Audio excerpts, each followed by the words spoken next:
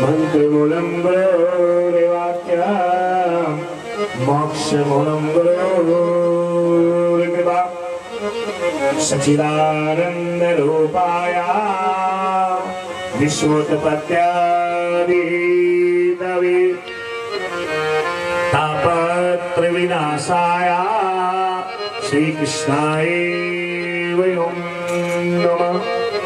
गुरुर्ब्रह्मा गुरुर्विष्णु गुरुर्देवो महेश्वरा गुरुर्साक्षात् परब्रह्म तस्मै श्री गुरुवे नमः। तस्मै श्री गुरुवे नमः। बोली सद्गुरुदेव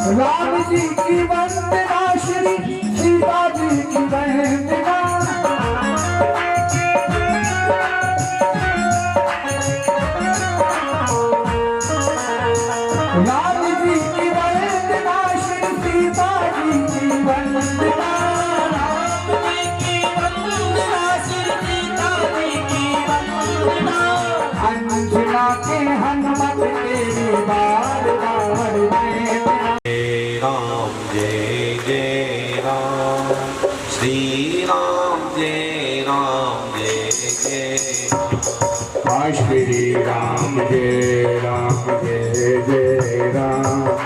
श्री राम जय राम जय जय राम। श्री राम जय राम जय जय राम। श्री राम जय राम जय जय राम। श्री राम जय राम जय जय राम।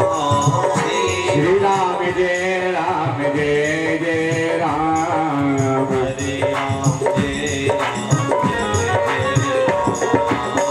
हरे राम जय राम जय जय राम। हरे राम जय राम जय जय राम। हरे राम जय राम जय जय राम।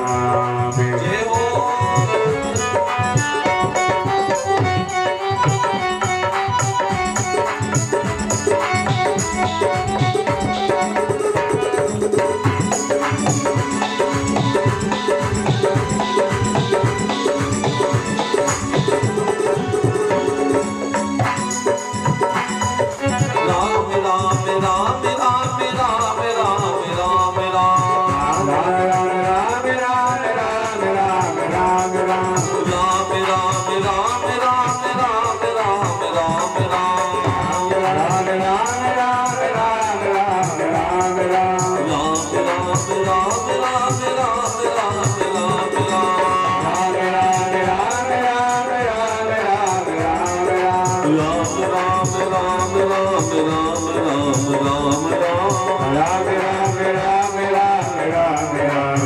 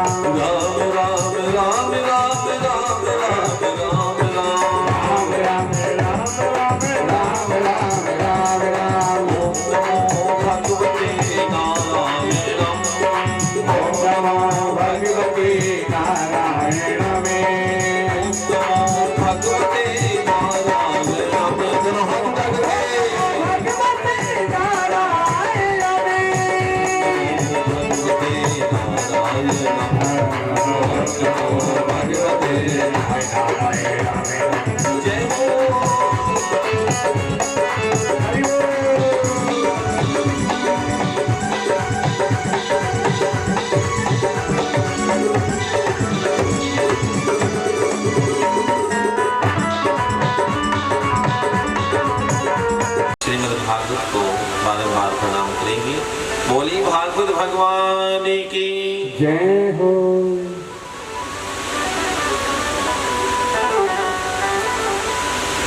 समस्त पितृ देवताओं की असीम अनुकंपा से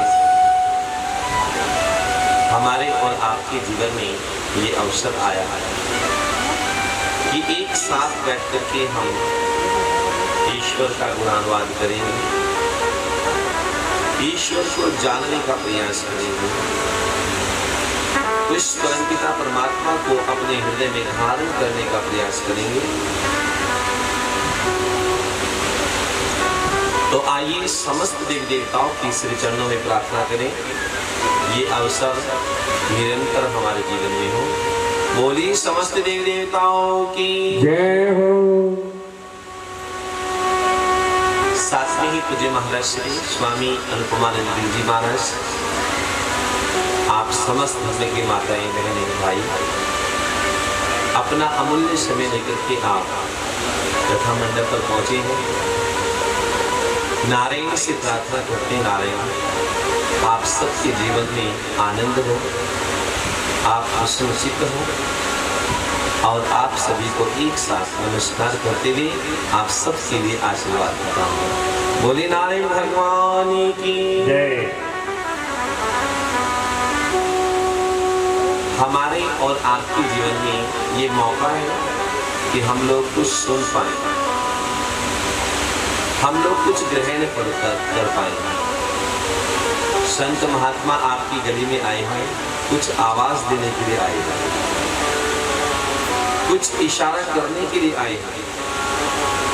हमने अगर उस आवाज को कैच कर लिया है, उस इशारे को समझ लिया है, तो भागवत सुनना हमारे लिए सार्थक है।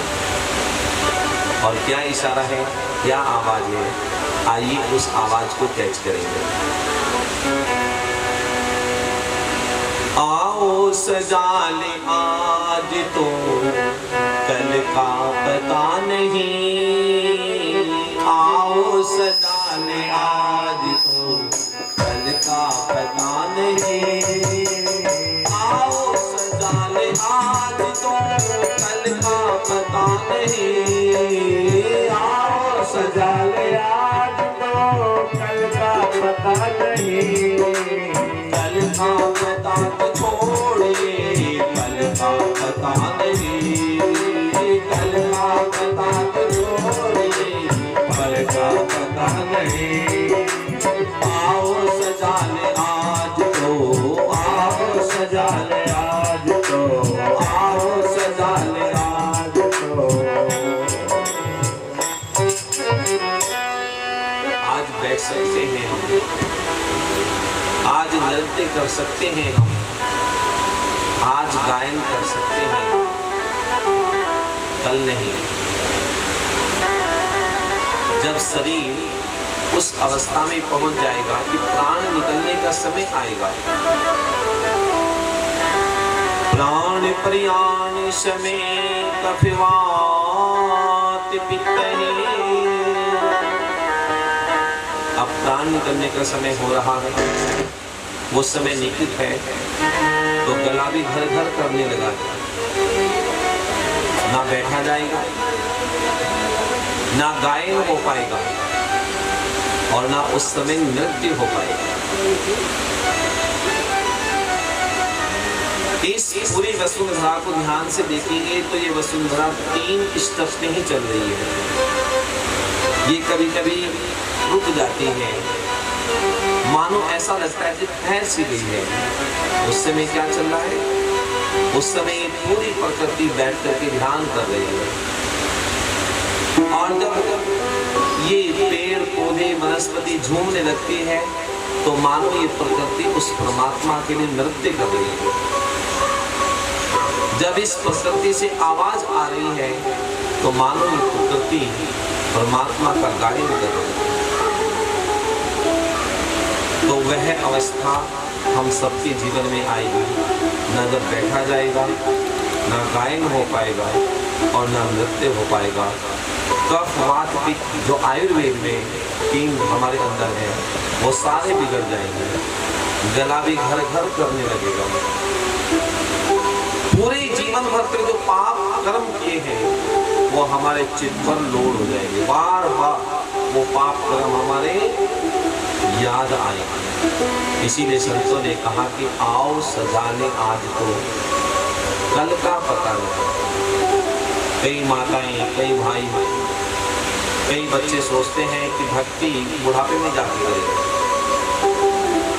कल चले जाएंगे, कथा में कल चले जाएंगे। समय बीत रहा है। घड़ी पर ध्यान लगाओ कितनी तेजी से समय बीत रहा है। वो जो समय बीत रहा है, हम लोग मृत्यु के पास पहुंच रहे हैं। हम लोग काल के पास पहुंचने वाले हैं। इतनी तेजी के साथ में समय बीत रहा है।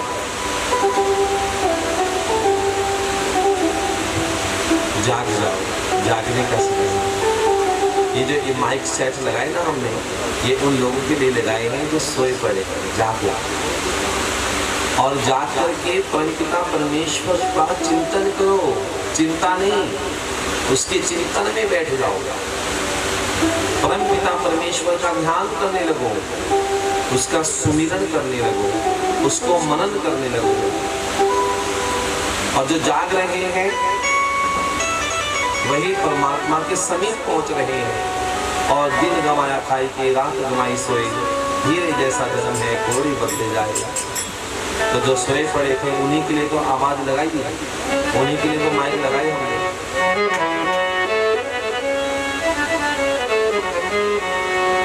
उठ जागे मुसाफिर भोरी भाई, अभी रे कहाँ जो सोवत है। उठ जागे मुसाफिर भोरी भाई, अभी उठ जागे मुसाफिर भोरी भाई। उठ जागे मुसाफिर भोरी भाई, अभी कहाँ जो सोवत है।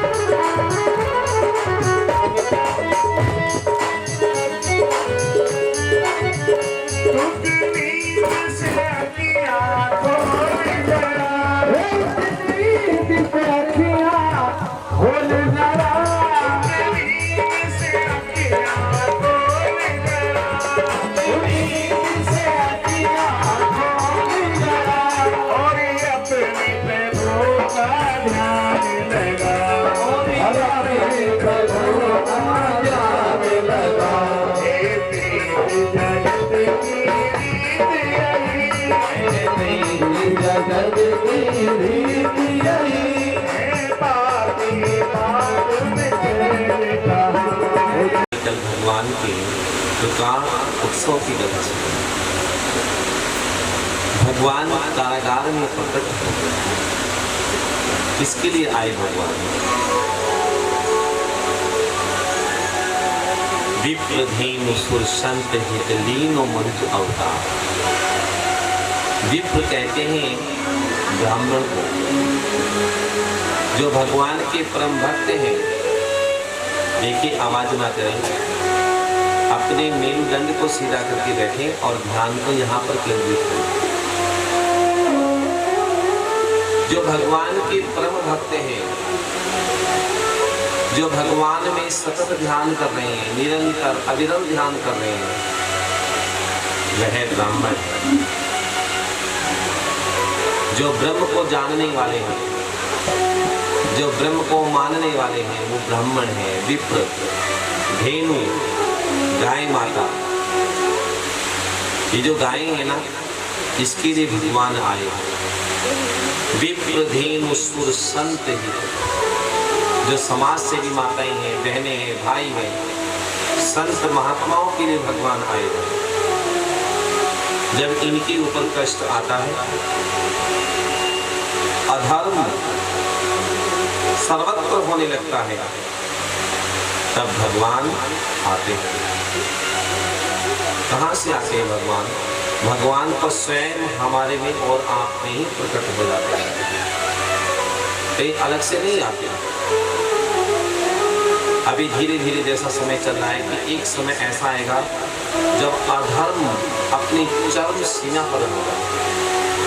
कलयुग के जो लास्ट चरण है ना, वो लास्ट चरण अभी प्रारंभ में ही दिखाई दे रही है।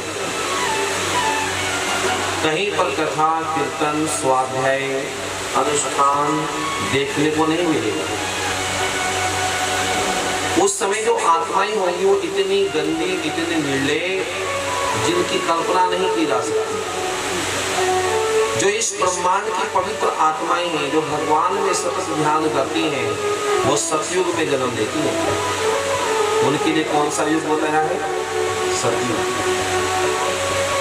फिर उनसे छठी छठी द्वापर में, त्रेता में लेती है। और कलयुग में कैसे प्राणी आते हैं? भगवान कहते हैं कलयुग के प्राणी जिनके अंदर सबसे ज्यादा धोखा है, छल है, कपट है। कलयुग में प्रत्येक प्राणी एक दूसरे के साथ में धोखा करेगा। ऐसी आत्माएं कलयुग में प्रकट होती है। जब घोर कलयुग आएगा, ज्यादा समय नहीं है, पास में ही है उस समय, तब कैसी आत्माएं आ जाएंगी इस सृष्टि में? विचार करो आप। आज ही इतना धोखा है कि हम कल्पना नहीं कर सकते।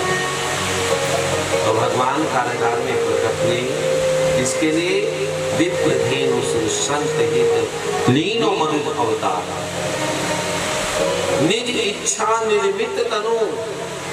मेरा जो शरीर है वो शरीर ऐसा है कि माया गुणगो पार, माया भी इस शरीर का पार नहीं पा सकती। हम देखने में सब एक जैसे ही हैं, पर हमारे शरीर की जो कैपेसिटी है ना, जो स्तर है, वो सबका भिन्न भिन्न है, अलग अलग है। अब कई माताएं कई दिन के वक्त रह सकती हैं, हम नहीं रह सकते, हमारे अंदर वो कैपेसिटी नहीं है। हम सबके शरीर देखने में तो लगभग एक जैसे ही हैं, लेकिन उनके जो स्तर है, उनकी जो पहुंच है, उनका जो सिस्टम्स है, वो बिल्कुल अलग अलग है, भिन्न भिन्न है।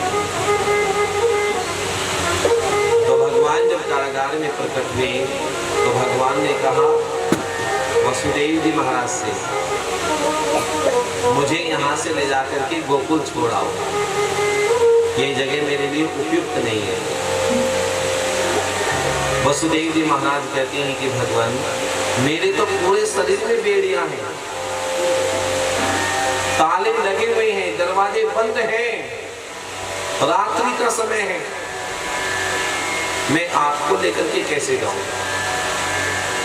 भगवान कहते हैं कि बस मेरे लिए एक कदम उठाओ, एक कदम बढ़ाओ। देखो, जैसे ही पहला कदम तुम बढ़ाओगे तो तुम्हारी सारी बेड़ियां अपने आप खुल जाएंगी, सारे बंधन अपने आप खुल जाएंगे। और जैसे ही भगवान को अपने हाथ में लिया और पहला कदम बढ़ाया तो चट चट करके सारी बेड़ियां अपने आप क्या हो गई? बंधनों से मुक्त हो गए। हम लोग भगवान के लिए जिस दिन एक कदम बढ़ाते हैं ना, उसी दिन सारे बंधनों से मुक्त हो जाते हैं, समस्त बंधनों से, सारे पाप कर्मों से मुक्त हो जाते हैं। और भगवान के अलावा जब संसार के लिए कदम बढ़ाते हैं तो सारे बंधनों में बंध जाते हैं। भगवान को लेकर के चले तो अपने आप दरवाजे खुल गए, अपने आप ताले टूट गए, सारे रास्ते अपने आप बनते चले गए। जब गोकुल में पहुंचे तो यशोदा माता के पास में एक कन्या ने जन्म लिया। वह सो रही है, निंद्रा में है।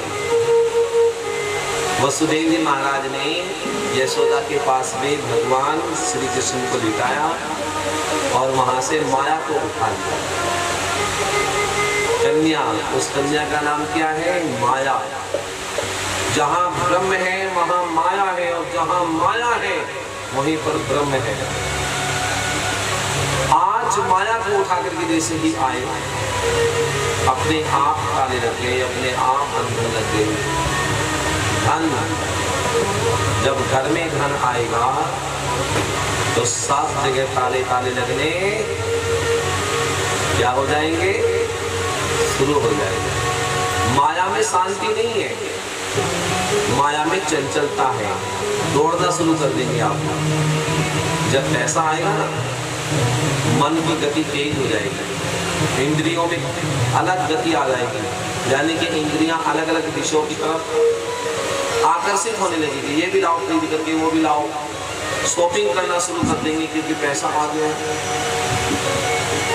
कथा में बैठे हुए ना, कथा में अगर ये पता चल जाए कि 1,00,000 2 लाख रुपया हमारे पास आ गया है, तो मन कथा में नहीं लगेगा, तुरंत भागेगा कुछ करने के लिए, शॉपिंग करने के लिए, ये भी लाओ वो भी लाओ। कब कथा पूरी हो, कब घर जाकर के अपने पैसे का दर्शन करो। माया में चंचलता है। माया शांति से जीने नहीं देती, रात रात भर जगा के रखती है। जिनके घर में अच्छे पैसे होते ना, वो रात भर जागते रहते हैं, 11-11 12 बजे तक खाना पार्टियां चलती रहती हैं। कथा में नहीं आते वो लोग, क्यों नहीं आते? घर में कैश रखा है, कथा सुनने जाएंगे तो कैश ना उठा। पूरे दिन माया से जो कलेक्ट किया, माया से जो इंद्रजाल बनाया, उसको सजाने में संवारने में लगे रहते हैं। गमले ठीक नहीं है, इनको हटाओ, यहाँ पर ऐसा करो वैसा करो। जिनके पास माया होती है, ये पुराने बेड हैं, इनको हटाओ, नए नए बेड बनवाओ, महंगे महंगे बेड बनवाओ, नए नए सोफे बनवाओ। जिनके पास माया होती है वो कहते हैं कि ऐसी चीज बनाओ जो खराब ही ना हो। अभी हमारे एक साधक थे, उन्होंने कहा कि महाराज जी हमें एक बेड बनवाना है, और ऐसा बेड बनवाना है जो पूरा मजबूत हो, एकदम वाटर प्रूफ हो, एकदम बिल्कुल भी वो हिले ना डूले ना, कई साल तक चलता रहे। हमने कहा, मैंने कहा जिस कमरे में आपने बेड बनवाना ना, उसमें 9 इंच की दीवार लगा करके उसके ऊपर लेंटर डाल दो, लंबे समय तक चलेगा, ना उठाने की आवश्यकता है ना रखने की आवश्यकता है, उसी भी अपना ढके लगा। मनुष्य सोच रहा है कि बस ऐसी चीज मिल जाए। दुकानदार भी धोखा करता है कि ये चीज ले जाओ, ये कभी खराब होगी नहीं, और आते आते खराब हो जाती है। तो जब माया को लेकर के आए, कारागार में लेकर के आए, अपने आप सारे बंधनों में बंध गए। और जब भगवान आए थे तो सारे बंधनों से क्या हो गए थे? मुक्त हो गए थे। जितना भगवान की ओर बढ़ोगे इतने ही जीवन में सुख शांति अमन चैन आ जाएगा, और जितना माया को धारण कर लोगे शरीर के ऊपर, इतने ही दुखी परेशान रहोगे, उनमें सुख और शांति नहीं। माया को धारण करके देख लो, आप पूरा सोना चांदी धारण करके देखो, इतने दुखी हो जाएंगे कि बाहर निकलना भी मुश्किल हो जाएगा। सोचेंगे कोई इधर से आके झपट ना ले जाए, उधर से आके कोई खींच ना ले जाए। और ईश्वर को धारण कर लो, परमात्मा को धारण कर लो, एक भी चिंता आपके निकट नहीं आ सकती, भूत प्रेत निकट नहीं आवे। और महावीर जब नाम, तो जैसे ही माया कारागार में आई तो रोना शुरू कर दिया, सारे जग गए, तेजी आ गई, उठ गए, तुरंत कंस के पास सूचना पहुंच गई। कंस ने भी सारे काम को विराम कर दिया, चलो चलो आज तो देवकी का 8वां वाला हो गया है, अब तो उसको मार करके ही। सारी मीटिंग छोड़ी कंस ने और दौड़ पड़े कारागार की। लाओ बहन, इस बालक को मेरे हाथ में दे। देवकी ने कहा कि भैया ये बालक नहीं है तो बालिका है, ये कैसे हो सकता है? आकाशवाणी ने तो 8वां गर्भ 8वां पुत्र बोला था, ये पुत्री कहां से आ गया? कंस के सलाहकारों ने कहा कि महाराज ये तो नारायण है, नारायण स्त्री भी है और नारायण पुरुष भी है। वह एक स्त्री भी बन जाता है। दैत्यों को छलने के लिए मोहिनी बन गया, भस्मासुर को छलने के लिए नर्तांगनी बन गया। अच्छा, वो एक पल में ही पुरुष है और दूसरे पल में ही स्त्री है। परमात्मा पुरुष और परमात्मा ही मां है। तुरंत अपनी बहन के हाथ से उस बालिका को लिया और सिर पर पटकने का जैसे ही प्रयास किया, तुरंत ब्रह्मांड में वह देवी पहुंच गई और वहीं से आकाशवाणी करने लगी, अरे कंस, तू मुझे नहीं मार सकता, मेरे में तो परिवर्तन होता रहता है, मुझे कौन मार सकता है, लेकिन तेरी मृत्यु, तेरा काल ब्रजमंडल में पैदा हो चुका है। कंस घबरा गए, अपने मृत्यु का नाम लेकर, अपने काल का नाम सुनकर के घबराहट हो गई। मनुष्य को संसार में किसी चीज से डर नहीं लगता, केवल किससे डर लगता है? मृत्यु से। हम किससे डर रहे हैं? मृत्यु से। हम मर ना जाए। अरे मृत्यु से डर क्यों लग रहा है? क्योंकि जितने भी जन्म लेते हैं उन सारे जन्मों में हमारी मृत्यु होती है, इसीलिए उस मृत्यु का संस्कार हमारे चित्त में है, इसीलिए मृत्यु से डर लग रहा है। संत महात्मा कहते हैं कि इस संस्कार को ब्रह्म ज्ञान के द्वारा, परमात्मा के ज्ञान के द्वारा, साधना के द्वारा इस संस्कार को खत्म कर, तुझे मृत्यु से भय ना लगे, डर ना लगे, तो मृत्यु पर विजय प्राप्त करके भगवान की दिव्य धाम को प्राप्त हो, ब्रह्मवेता बन। पुनरपि जन्म पुनरपि मरणम, अगर मृत्यु का यही भय तेरे अंदर बना रहेगा तो बार बार जन्म लेगा, बार बार मृत्यु को प्राप्त होगा। इसीलिए चित्त के अंदर जो मृत्यु का भय है उसको समाप्त कर, साधना के द्वारा, योग के द्वारा, प्राणायाम के द्वारा, ध्यान के द्वारा उसको समाप्त कर। तो कंस घबरा गया, कंस ने मीटिंग बुलाई। इधर कंस की मीटिंग चल रही है और उधर जहाँ पर भगवान पहुंचे हैं वहां पर नित्य नए मंगल प्रारंभ हो रहे हैं, नित्य नए उत्सव चल रहे हैं। नंद बाबा के यहाँ पर दान हो रहा है। धेनु नाम निर्यते प्रसादम विप्रभय संलंकरते। नंद बाबा ताजी ब्याई गाय, बछड़े वाली, बछड़ी वाली गैया, बछिया, उन गैयों को दान कर रहे हैं। तिल के पर्वत बना बना करके दान कर रहे हैं। दान जो संसार की सबसे बड़ी चिकित्सा है। जैसे कहते हैं कि खाया पिया आपके अंग लगेगा और लिया दिया आपके संग चलेगा। दान बहुत बड़ी चिकित्सा है संसार में, और परमात्मा ने सबको दान करने के लिए दिया। सबको कहा कि सब दान करो, और सब दान कर रहे हैं।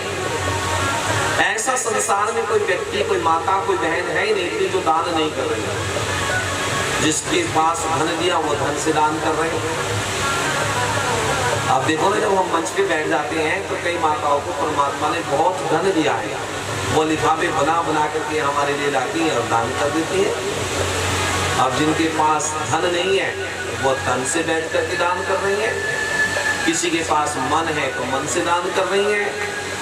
कुछ बहनें ऐसी हैं कि उनके पास परमात्मा ने कहा कि निंदा चुगली है, अब उनके पास जाओ, अच्छा आज क्या हुआ, वो क्या कह रही थी मेरे विषय में, उसने ऐसा बोला, उसे भगवान ने कहा कि तुम निंदा चुगली का ही दान करो। कुछ ऐसे भी हैं जो चोरी का दान कर रही है। बोली सच्चिदानंद भगवान की। उनकी नियत चोरी में है, वो चोरी की सलाह कर रही है, चोरी का ही दान कर रही है। किसी के पास विद्या है, विद्या ददाति विनयम, कुछ विद्याओं का दान कर रही हैं, कुछ शिक्षा का दान कर रही हैं, कुछ ज्ञान का दान कर रही हैं। और संसार में कोई ऐसी भी माता है जिसके पास में परमात्मा है, वो परमात्मा का भी दान कर रही है। अहम ब्रह्मसि शिवोहम सोहम, वह आने वाले प्रत्येक माता को कह रहे कि ले लो, मुझसे भगवान ले लो, मुझसे परमात्मा ले लो। मैं आपको परमात्मा दे रही हूँ, मैं परमात्मा के विषय में आपको ज्ञान दे रही हूँ। सारे ब्रह्मांड में जितने भी दान हैं, उन सारे दानों में सबसे सर्वोपरि क्या है कि ईश्वर का ज्ञान है, ब्रह्म का दान। जैसे संत महात्मा आते हैं ना आपकी गली में, तो संतों के पास ना धन है न कुछ, उनके पास केवल ब्रह्म है। वो ब्रह्म का ही दान करते रहते हैं। उनके मुख में आकर के ब्रह्म स्वयं बैठ जाता है। वो ब्रह्म को जलाने लगते हैं, वह ब्रह्म को प्रकट करने लगते हैं, वह ब्रह्म को ही देने लगते हैं। और सर्वत्र उनका वाइब्रेशन, उनका माहौल कैसा हो जाता है। सिया रामी में सब जग जानी, सारा माहौल, सारे लोग ऐसे हो जाते हैं उनके आगे पीछे। करे हो परिणाम जोरी झूठे पानी, सिया रामी में जब आनंद बिखरता है, परम आनंद होता है, तो वहां पर राक्षस उस आनंद को लेने के लिए आ जाते हैं। और वे राक्षस, वह राक्षसी किसने भेजी है? कंस ने भेजी है। अहोवकीयम स्तन काल कूटम, अपने स्तनों पर काल कूट विष लगा करके आए हैं। जहां पर बाल मुकुंद पालने में शयन कर रहे हैं, ब्रजरानी यशोदा माता जिनको अपने हाथों से झुला रही है। सबको हटाते हुए राक्षसी अंदर महल में प्रवेश कर गई है। सुखदेव जी महाराज कहते हैं, राजा परीक्षित, जैसे ही राक्षसी ने अंदर महल में कदम रखा तो भगवान ने तुरंत अपने नेत्र क्लोज कर लिए, बंद कर दिए। राजा परीक्षित ने पूछा कि भगवान ने अपने नेत्र क्यों बंद किए? सुखदेव जी महाराज कहते हैं, इसके तो बहुत सारे कारण हो सकते हैं कि भगवान ने अपने नेत्र क्यों बंद किए। भगवान नेत्र बंद करके देख रहे हैं कि मुझे मारने के लिए आई है, परेशान करने के लिए आई है। मैंने इसका बिगाड़ा क्या है? कौन है ये जो मुझसे बदला लेने के लिए आई है?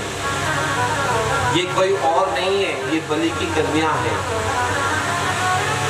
इसलिए यज्ञ भगवान से प्रार्थना की, जब मैं वामन बन करके गया, हे यज्ञ भगवान, ये वामन कितना सुंदर है, मैं इसे पुत्र रूप में प्राप्त करना चाहती हूँ।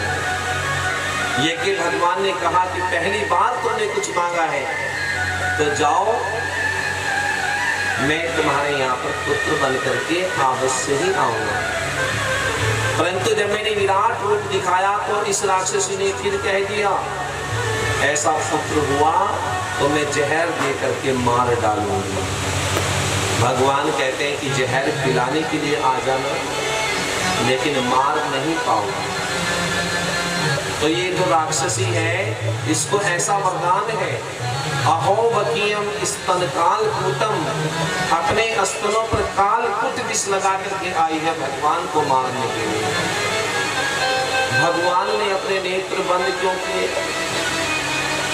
भगवान तो स्वयं प्रकाश पुंज है, विभु है। नमामि शमिशानि निर्वाणि रूपम विभुं व्यापकं ब्रह्मवेद स्वरूपम।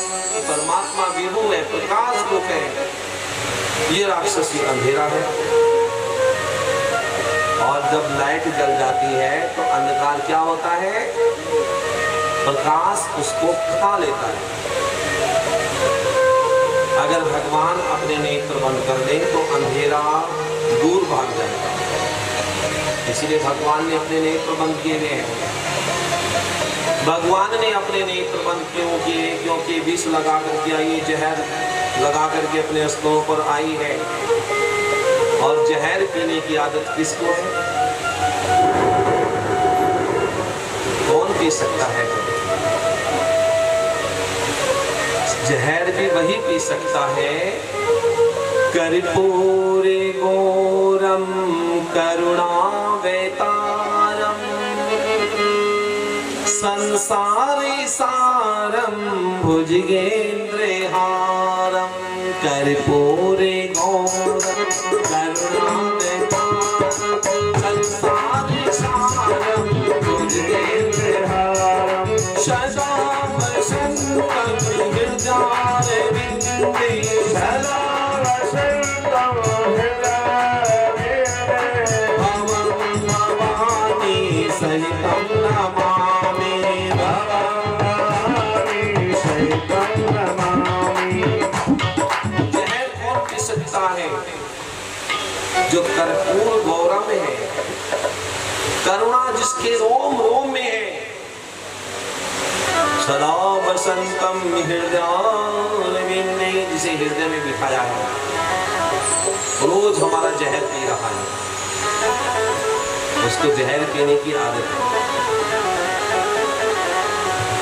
हमारी बोली भाषा से जहर पी रहा है। देखो हर समय कितना गलत बोलते रहते हैं ना, वो सुन रहा है, हृदय में बैठे सुन रहा है, ये क्या गलत बोल रही है, ये क्या गलत प्लान कर रहा है, ये क्या गलत पी रहा है, वो सहन करता जा रहा है। कितना सहनशील है वो। शंकर भगवान कहाँ पर है? हमारे हृदय में बैठे हुए हैं। आप सबके हृदय में बैठे हैं भगवान, लेकिन उसका आभास नहीं। कभी झूठ बोल रहे, कभी कुछ कर रहे, कुछ कितना जहर पी रहा है वो। इसीलिए उसका नाम क्या है? नीलकंठ है।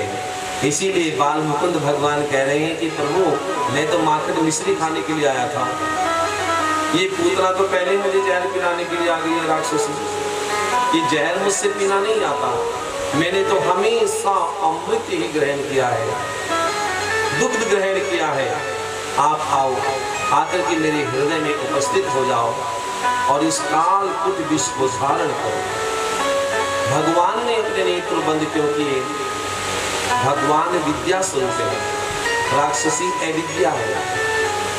अनेक अनेक भाव है, थोड़ा सा और आगे बढ़ जाते हैं। देखती देखती राक्षसी ने भगवान को अपनी गोद में ले लिया है। नंद रानी यशोदा माता अपने काम करने के लिए अंदर चली गई है। राक्षसी ने अपना स्तन भगवान के मुख में दे दिया। भगवान को इसका दुख पीने वाले थोड़े नहीं। विचित्र शरीर धारण किया है भगवान ने, माया गुण गोपाल। माया भी इसी शरीर का पार नहीं पा सकती, ऐसा शरीर भगवान का है। भगवान ने जैसे इसके प्राणों का आकर्षण किया तो पूरे शरीर में दर्द हो गया, पेन एकदम। और जब दर्द बढ़ने लगा इसके शरीर में तो सबसे पहला शब्द भगवान के लिए क्या बोला इसने? पूत। भगवान को पूत कहा इसने। और अपनी रक्षा के लिए क्या कहा? ना। तो राक्षसी का नाम क्या पड़ा? पूत ना। कहते हुए भगवान को लेकर के बाहर आ गई। बागीचे उद्यान देखने लगी, कहाँ छिप जाऊं। भगवान को लेकर के दौड़ने लगी और जब प्राण भगवान ने खींचे तो कुछ दूर ही भाग पाई। धड़ाम से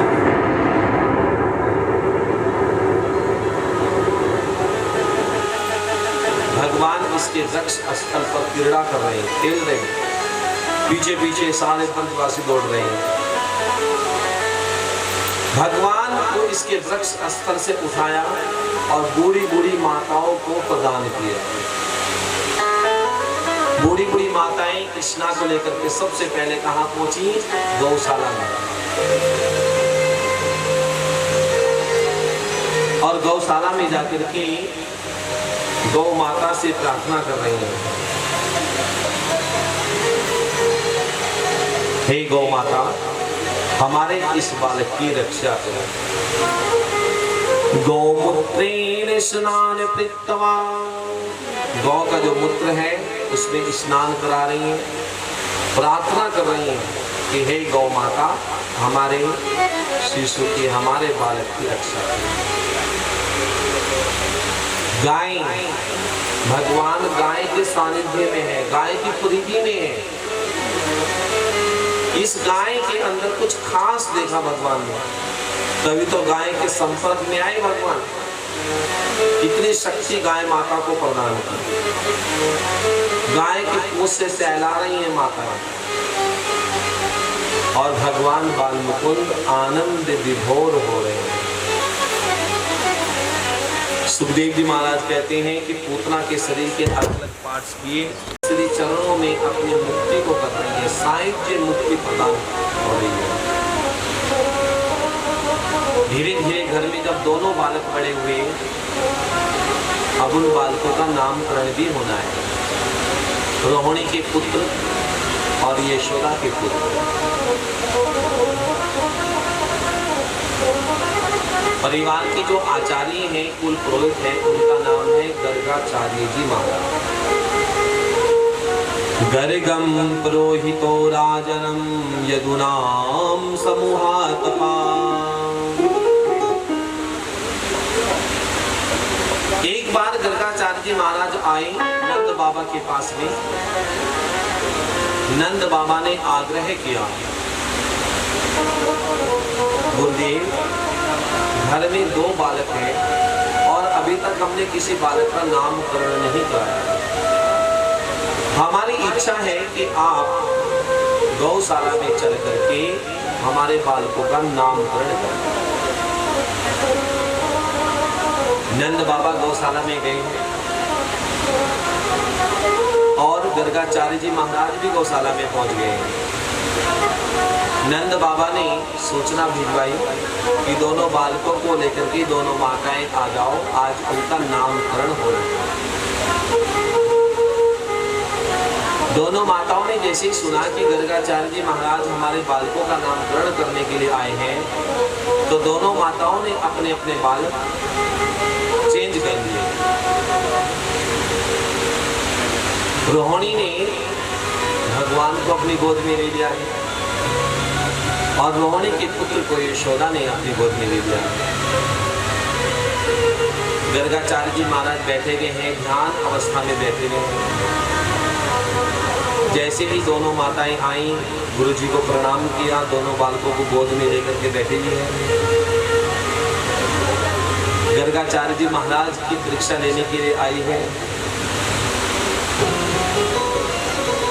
जैसे ही गर्गाचार्य जी महाराज ने नेत्र खोले और यशोदा की गोद में जो बालक है, उस बालक के ऊपर अपनी निगाहें डाली, तो तुरंत गर्गाचार्य जी महाराज के मुख से निकला, अहम हि रोहिणी पुत्रो रमणम सुहद्रो गुणे।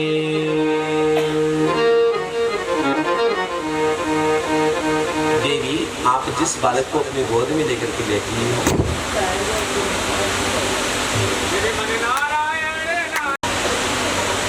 ये स्वयं आपका बालक नहीं है। अहम हि रोहिणी पुत्रो, ये तो तुम रोहिणी के पुत्र को लेकर के अपनी गोद में बैठे हो। और सबसे पहले मैं इसी का ही नामकरण करता हूँ। ये बल में अत्यधिक होगा, इसीलिए इसका नाम बलराम होगा।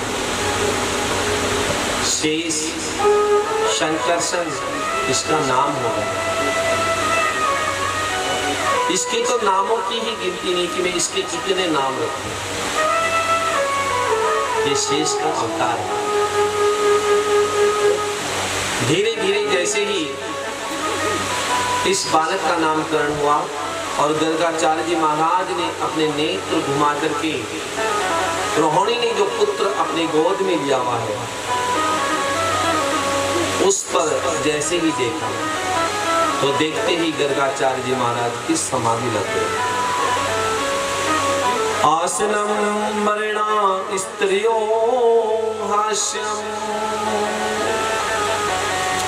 मुख खुलाकर खुला रह गया, नेत्र खुले के खुले रह गए। ये कौन है जो रोहिणी की गोद में बैठा हुआ है? और मनी मन गर्गाचार्य जी महाराज भगवान को नमस्कार करने लगे। नारायणं नमस्कृत्यं नरं चैव नरोत्तमं देवी सरस्वती व्यासं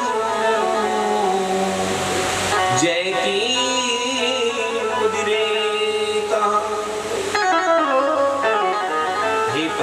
परमेश्वर, आपकी नामकरण करने का मुझे सौभाग्य प्राप्त हुआ है। आप तो पूरी दुनिया को नाम देते हैं।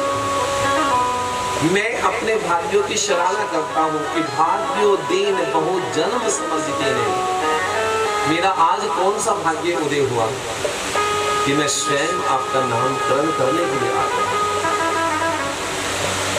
मैं आज इनको सच सच बता देता हूँ कि आप कौन हैं। जैसे भाव गर्गाचार्य जी महाराज के अंदर आया कि मैं इनको बता देता हूँ कि आप कौन हैं, तो भगवान इशारे इशारे में ही वार्ता करने लगे। नहीं, आप नहीं बता सकते,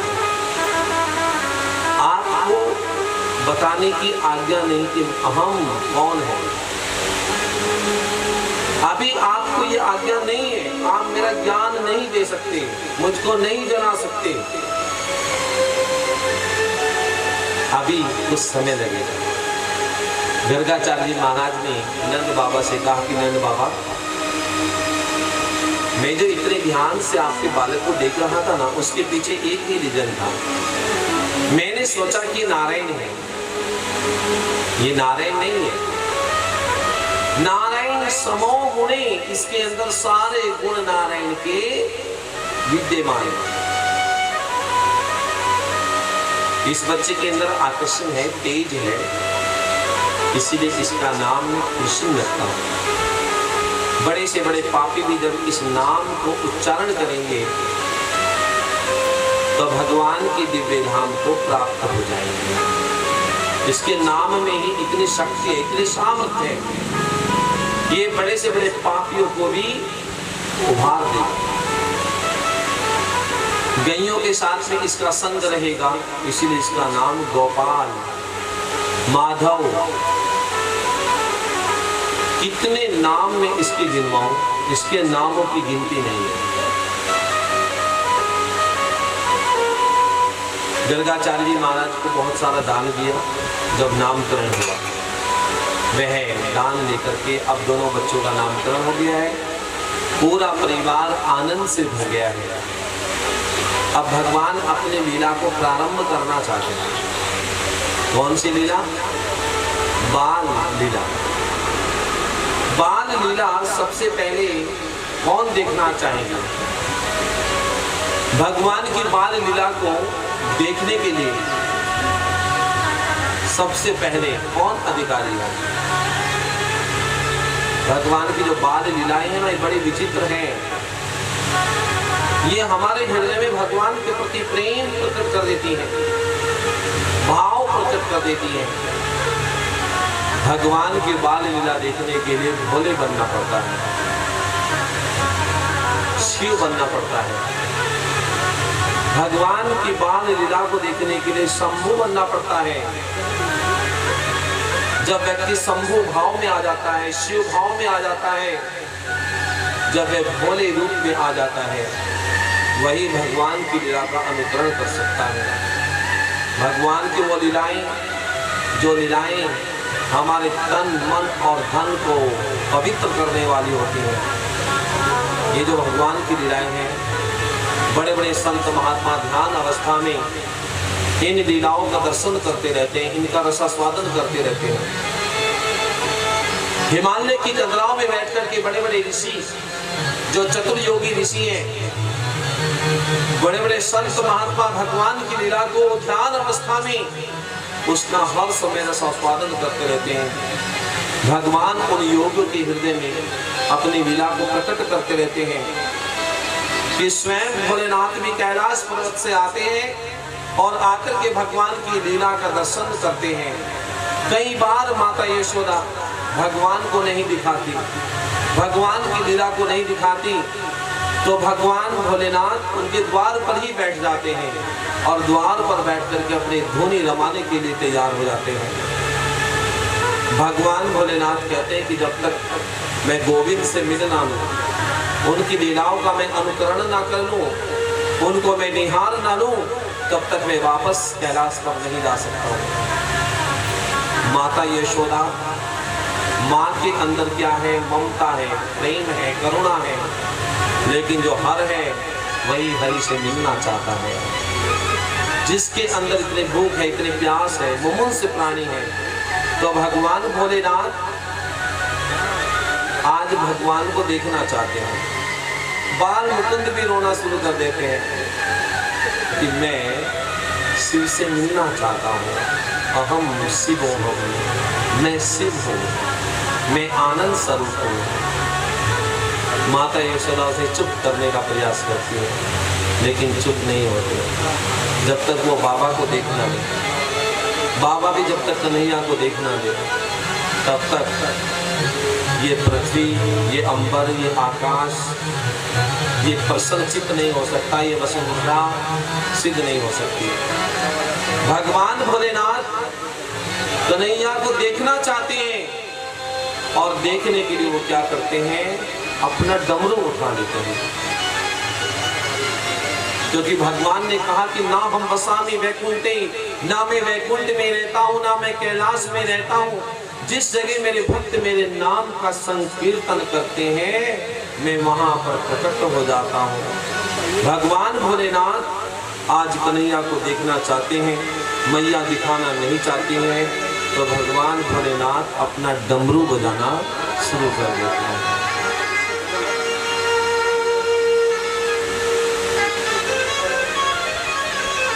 मेरे बाबा ने ऐसा बजाया डमरू, भोले बाबा ने ऐसा बजाया डमरू।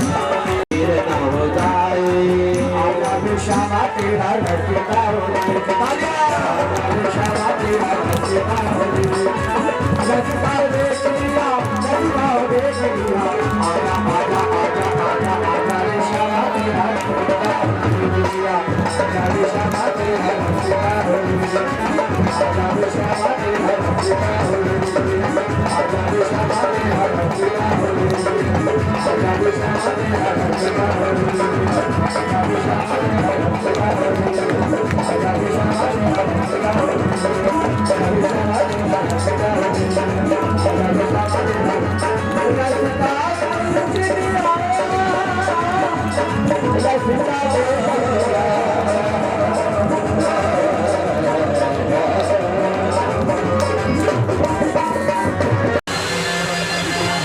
जिसके आंगन में भगवान नृत्य कर रहे हो, कितनी पुण्यदायी आत्मा है, इतना पुण्य किया होगा।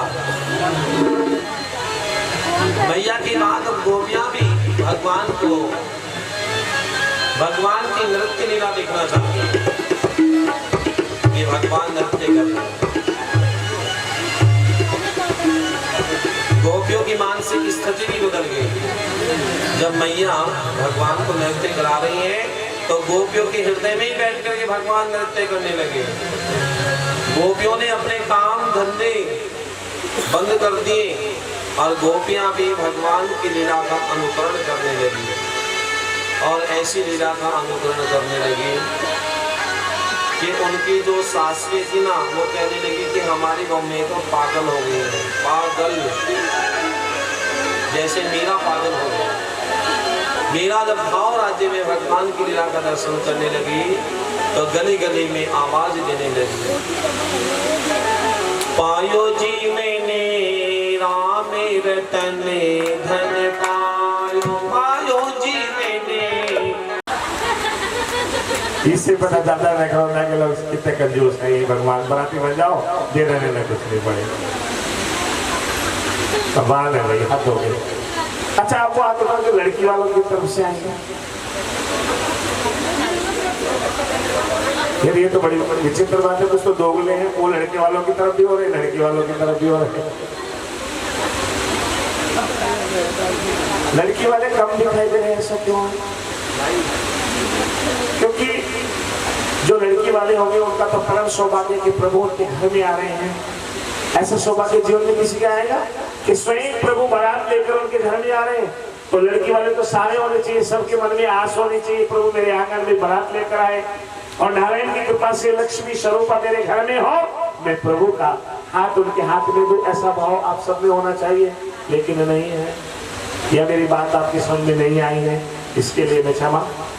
कल विवाह हो रहा है, सब लोग सज धज कर आए, सुंदर सुंदर बनकर आए, अच्छे अच्छे वस्त्र पहन कर आए और देवीलाल से आग्रह करूंगा कि घरातियों का, बरातियों का बड़ा सुंदर से स्वागत करें। सुंदर सा प्रसाद, कुछ खाने का, कुछ चबाने का, कुछ पीने का। और देखो, अगर लड़के वाला कुछ देने मेरी भावनाओं को समझ गई है, लड़के वाला अगर बारात की बढ़िया सी व्यवस्था करता है, यानी पीने की और खाने की, तो बारात झूमती भी आती है, बड़ा आनंद आता है। और लड़के वाला कंजूस हो तो बैंड कहीं खड़ा हो, घोड़ी कहीं खड़ी हो, दूल्हा कहीं खड़ा हो, लोग एक दूसरे को कहते हैं आओ ना नाचो, आओ, खींचते रहते, कोई रस्सी नहीं आ रहा है, आनंद ही नहीं आ रहा है। क्यों? क्योंकि बारात में कंजूसता छाई हुई है, बारात में जोश नहीं आ रहा। जोश किससे आएगा? वो तो आप सब जानते हैं। थोड़ा सा व्यवस्था अच्छी सी हो, तो इसलिए कल देवीलाल जी से आग्रह है कि बारात की सबकी व्यवस्था बढ़िया से करें, कंजूसता से काम नहीं चलेगा और सब लोग प्रभु के विवाह उत्सव में सम्मिलित हों। तो आज मेहंदी की रात है, मैं शाम को नहीं हूँ, रात्रि में सब भजन करिए, मेहंदी गाइए, मैं अभी मेहंदी पढ़ूंगा और एक कोई बहन आए उसमें मेहंदी रखिए। भगवान बाल मुकुट के हाथों पर ये रस्म करे और इस रस्म के साथ ही आज मेहंदी का कार्यक्रम प्रारंभ हो जाएगा। मैं देखना चाहता हूँ कि नगरों में मेहंदी कैसे गाई जाती है। शुरू करो, सब तैयार है? होली वाले गोविंद भाई रे श्यामा तेरे हाथ मेहंदी लगे, तेरे हाथों मेहंदी लगे रे श्यामा। अच्छा, जब आपके घरों में आपके बेटे या बेटी की मेहंदी गाई जाती है तो भगवान की यहाँ अरे भगवान कल फुटने कमाल भगवान के आंगन में आज मेहंदी की रात हो रही, कोई खुशी नहीं मना रहा, ताली ऐसी बजा सभी घरों में खुशी बनाइए, कोई आनंद के साथ खुशी बनाइए। मेरे हाथों मेहंदी लगी रे काला, मेरे हाथों मेहंदी लगी, मेरे हाथों मेहंदी लगी रे साला, मेरे हाथों मेहंदी लगी, नंदियों ने जी सुन जाला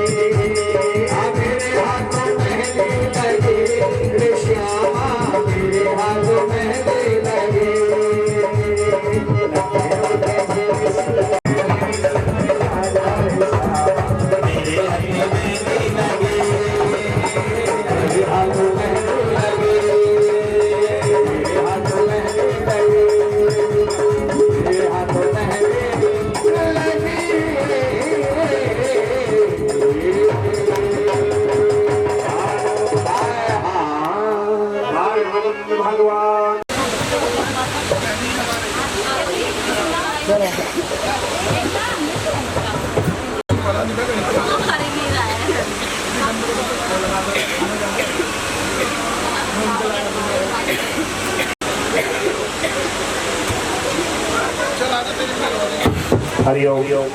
बोली बालो कुंड भगवान की। देखिए सबने देखा है तो बारात वहीं टिकेगी, आज शाम को पहुंच जाएगी बारात, ऐसा मेरे पास समय भी संदेश आया है। और कल लगभग 4 बजे बारात वहां से चलेगी, आएगी। और जो बाराती है वो ध्यानपूर्वक सुने, वहीं उनके खाने की पीने की सब व्यवस्थाएं की जाएंगी। कोई फिर मुझे बाद में ना बोले आपको बताया नहीं था। सो मैंने आपसे बारात वहां से चलेगी और पूरे आनंद के साथ झूमते गाते मंडप तक पहुंचेगी। कल प्रभु का रुक्मणी मंगल जो है बड़े हास्य और उल्लास से होगा। वो बड़े व्यास, कोई आचार्य, कोई ब्राह्मण गाते हैं। सो ऐसा ही समा देवीलाल जी के परिवार में है। उनके पुत्रों की कृपा, स्थान देवताओं की कृपा, उनके कुल देवियों की कृपा, सगे संबंधी इष्ट देवी ध्यान सब की कृपा से उनके घर में कल प्रभु का रुक्मणी मंगल होने जा रहा है। आप सभी इष्ट मित्र सगे संबंधी सब दर्ज कराइए और पूरे भाव के साथ रुक्मणी मंगल में सम्मिलित होकर भगवान लक्ष्मी नारायण का आशीर्वाद प्राप्त करिए। बहुत सारी त्रुटियां ऐसी रहेंगी, बहुत सारी बातें ऐसी रहेंगी जो आपको अच्छी नहीं लगेंगी, उन्हें यही छोड़ देंगे। नखरौंदा की पावन भूमि से मेरा पिछले 20 वर्षों से संबंध है। मैं लगभग 20 वर्ष हो चुके हैं इस क्षेत्र में आता रहा हूँ, कथाएं करता रहा हूँ। इधर अपना साई मंदिर है, देवेंद्र भट्ट जी हैं, उधर राजेश्वरी धोतेला जी है, और इधर भी कई परिवार हमारे ऐसे जहाँ भागवत कर चुके। उधर सरवर जी आपके पड़ोस में कई सारे कार्यक्रम हमने किए। 20 वर्षों से इस आशा से हम कार्य करते चले आ रहे हैं कि हम अपने धर्म के लिए, अपने राष्ट्र के लिए कुछ कर पाए। और जो भी आपके द्वारा दान मिला, उस दान से हमने एक जो अंश आपने हमें अन्न का दिया, धन का दिया, उससे आप कर देखेंगे कम से कम 500 से ज्यादा बालक और बालिकाओं के लिए हरिओम आश्रम ने कार्य किया। उसको भी आप हरिओम आश्रम आकर देखें। और आज लगभग हजारों गैया हरिओम आश्रम के पास है, जो या तो बूढ़ी है या बैल है या बड़े सांड है।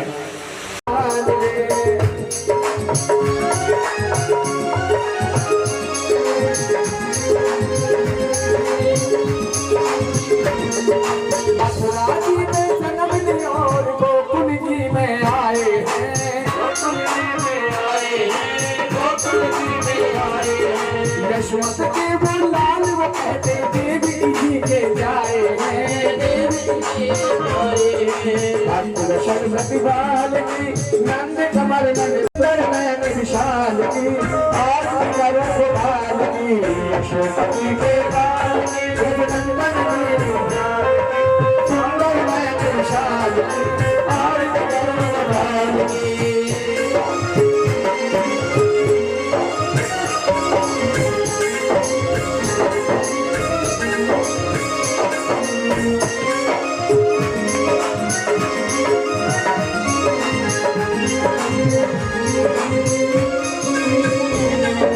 माटी खाई दही खिलाए, माखन चोर कहाए हैं, माखन चोर कहाए हैं, माखन चोर कहाए। प्रभु मंडल सबके मन को भाए हैं, सबको मन को भाए हैं, सबके मन को भाए हैं। राधा गोपी ग्वाल की सुंदर कमर लाल की सुंदर नयन विशाल की आरती करो गोपाल की यशोपति के नंदन दीन दयाल की सुंदर नयन विशाल की आरती करो गोपाल की।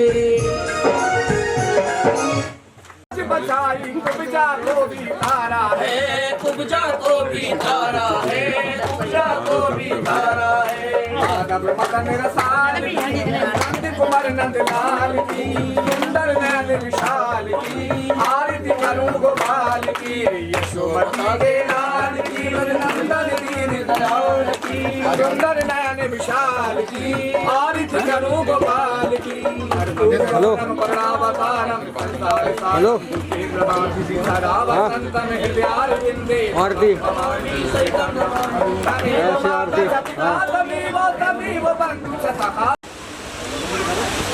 हाँ तो आरती हो रही है वालों की थोड़ी देर।